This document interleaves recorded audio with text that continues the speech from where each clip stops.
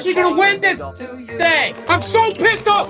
Good morning. Good morning. The bigotry and hatred. I might wake up a mother way. We're scared for our lives. We're scared for our friends. I hate this dumbass who can't shut his little pie hole apple. Who the is voting for him? You. How dare you? We are I chose family, I chose women, I chose America. I'm done. I'm done. I'm done with you. This will break right. It'll be like a really bad dream, and none of this will ever happen. Wrong.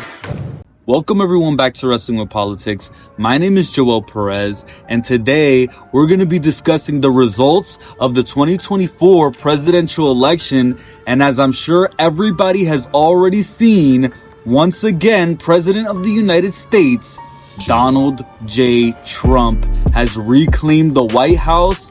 And if there's one thing I can say for certain, it's that nobody would have expected this election to go down quite like this. And Kamala Harris, she got beat here, but she didn't just get beat, she got destroyed in this election. She's the first Democrat in over 20 years who hasn't been able to win the popular vote. She lost that to Donald Trump. And speaking of Donald Trump, he picked up over 300 electoral votes in the Electoral College, and he also picked up over 71 million votes in the popular vote, again beating Kamala Harris, who lost 15 million votes compared to Joe Biden in 2020. She wasn't able to overperform Joe Biden in any county in the entire country, so she literally did worse than the candidate who had dementia, and she couldn't even outperform Hillary Clinton, who also lost to Donald Trump in 2016.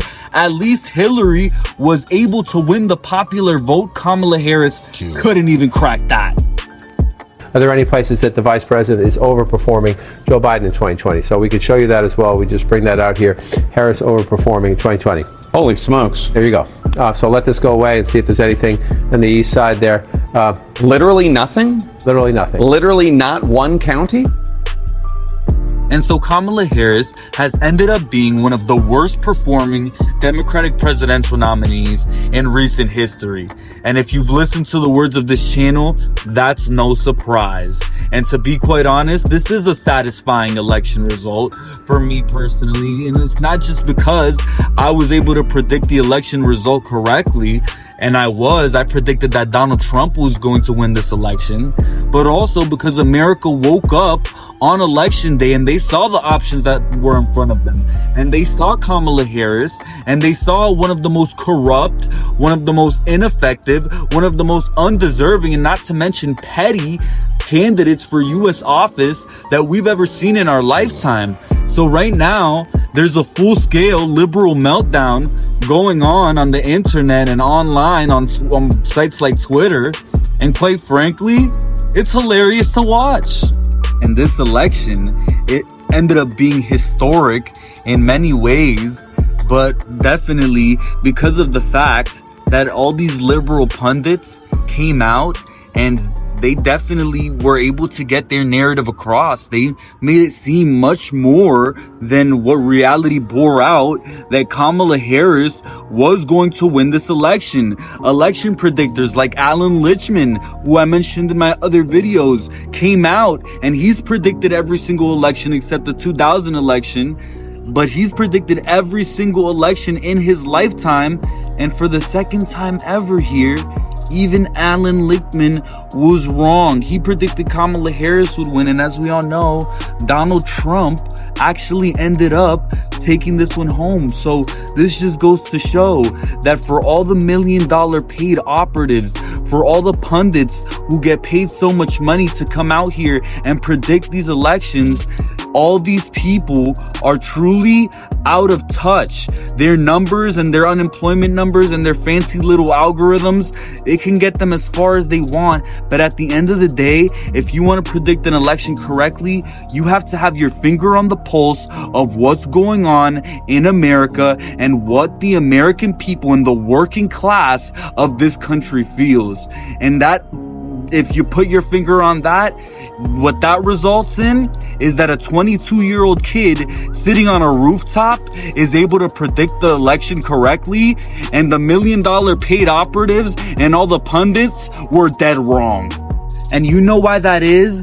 Because for all these pundits, as highly regarded as they may be, and for all the $1 million that they might be getting paid, I'll say it again, they are out of touch and they are not in tune with the realities of working class Americans. And those realities are that when those Americans did go to vote, they remembered what was going on in Gaza. They remembered the short-term economy. They remember going to the supermarkets and the impact that had on their wallets, on their bank accounts, not to mention on their families. And they've seen the prices of rent and the prices of housing skyrocket in this country. And when they went to vote, they remembered that. They didn't forget like the media wanted them to. They remembered every single moment that they struggled under the Biden-Harris administration. And when the man on the TV came out and said, no, don't you worry about that. Everything is fine. Inflation is going down. There's no recession going on. Guess what? Americans said, we're tired of that bullshit ass lie. And so more importantly than anything else, what people remember is who was on top when they were struggling to make ends meet and while corporate profits were going through the roof. Her name was Kamala Harris. And so Democrats can pretend online that this is the fault of the American people and the voters, or you can take a step back, take a little bit of self-reflection, and realize what's actually happening.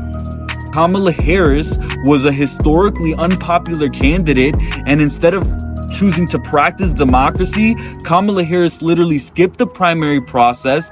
There was nobody who voted for her before this election, and so the Democrats had to find out at the voting booth just how many people didn't want to vote for Kamala Harris, and there were a lot.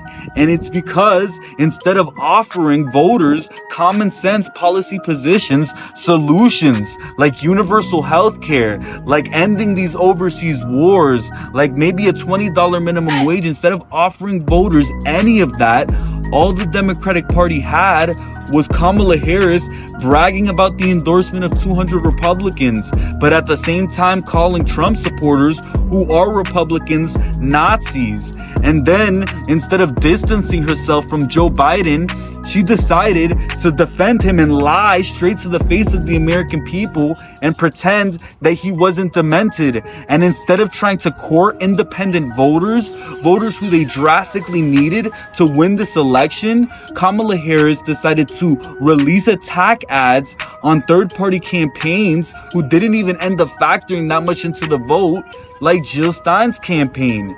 So Kamala Harris literally did everything wrong. And so there are all these journalists and these pundits and these, of course, people on Twitter, Democrats on Twitter, who have been blaming voters and Hispanic voters and Muslim voters for Kamala Harris losing this election. And I just wanted to say one thing. I actually blame you for making Kamala Harris lose the election. All of you who are not holding Kamala Harris herself to account are the exact reason that Kamala Harris lost the election. You made her think that she would be okay and that she would be able to get by in this election by not placating to the interests of working class voters. And you guys already saw how badly that backfired. So that's my advice to any Democratic voters watching this video. If you want to learn from the lessons of 2024, where the Democratic Party managed to shame away 15 million voters, if you want to avoid to make those same mistakes in 2028, which it looks like the Democratic Party is not learning from any of their mistakes here, they're just going to move further and further closer to the right wing, as if they haven't already done that enough, as if Kamala Harris hasn't already endorsed genocide, as if she doesn't serve the interest of massive billionaires and corporations enough. They just want to do that even more. And so if you continue with that strategy, all that's going to happen is exactly what happened in this election. Democrats are going to end up, especially Democrats like Kamala Harris, they're going to end up exactly where they belong, in obscurity. And so now to all the Democrats who are losing their minds and freaking out and shedding all the liberal tears because it's the end of the world and Donald Trump is becoming president again, I just wanted to say, where was all this outrage when Joe Biden and Kamala Harris were sending $15 billion to Israel to bomb women and children, to bomb hospitals and schools and kill journalists? Where was all this outrage when you were at the end of the grocery line and you hit the checkout and it's $400 for 1 week of groceries? Where was all this outrage when Americans were barely affording their rents and struggling to pay their mortgages? Where was it? Because right now it seems like the only outrage is depending on who's president. And that's completely fake. So if you really want to know why Kamala Harris lost this election, you have to think about the fact that most of these people think that Donald Trump is the greatest threat to the democracy. He's America's biggest problem. But in reality, America has far greater problems, and the Democratic Party has decided to ignore a lot of those problems. And so, for as much as they've wanted to label Trump Hitler, a Nazi, a white supremacist, a racist, and the greatest threat to democracy, it ended up being Kamala Harris who was the greatest threat to the democracy. And she lost to Donald Trump, who they labeled all of these things. So what does that say about Kamala Harris? I'll tell you, it says that she was one of the people at the top and in charge and one of the most incompetent people who led us into the situation, into this massive inflation, into the horrible situation that we've been in for these past 4 years.